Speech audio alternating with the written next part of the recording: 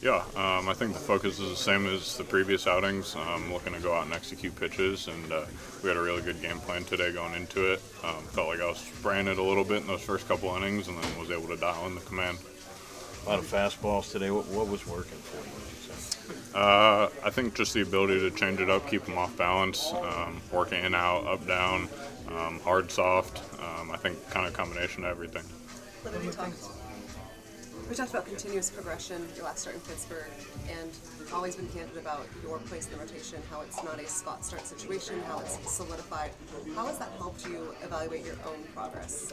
Yeah, I think it's really helped me double down on how I evaluate things and looking at execution and looking at my processes and routines.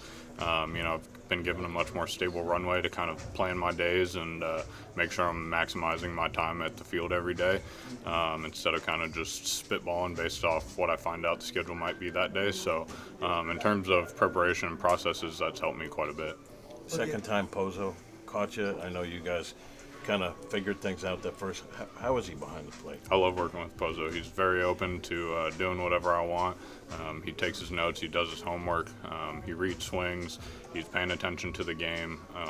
So he's been a joy to work with so far. I know you want to beat everybody, but when it's a pretty good Phillies lineup, is that an added boost when you walk away with those innings? Yeah, I mean, you take what you can from it. At the end of the day, I'm going out and trying to execute pitches, and that's how I'm trying to judge my outing and not necessarily who I'm facing. So, yeah, it's cool to beat them. That's a really good team to take a series from. I think we played really good baseball all 3 games, and hopefully we can keep this rolling. With the mix, with the heavy on the slider, how much of that was read and reactive? How much of that was sort of what you were looking at going in terms of an aggressive lineup that's going to get after the fastball? Yeah, I think part of it's knowing what's going to play to certain guys in certain counts in certain situations, knowing how aggressive guys are. And then I'd say 80% of it is reading the game, reading the swings, reading the reactions that you're getting off the previous pitches that you throw, and then making a decision based off that. Maybe when Rojas tried to bunt his way on, run the second and third, and get that third out. I mean, how much do you look at that play as kind of being a key part in keeping them where they're at, scoreless, and getting, kind of rolling from there? Yeah, that's huge. If I don't make that play, they score, and who knows what that does for the momentum on both sides.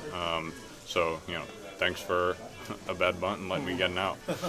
Yeah, I think when you try and judge your outings based on execution, not results, it makes it a lot easier to lock back in and continue. I executed at a high level in both of those first 2 starts that I made, and there were a couple mistakes within there. So today was the same plan to go out and execute pitches and judge the outing based off of that, and that's been working for me so far.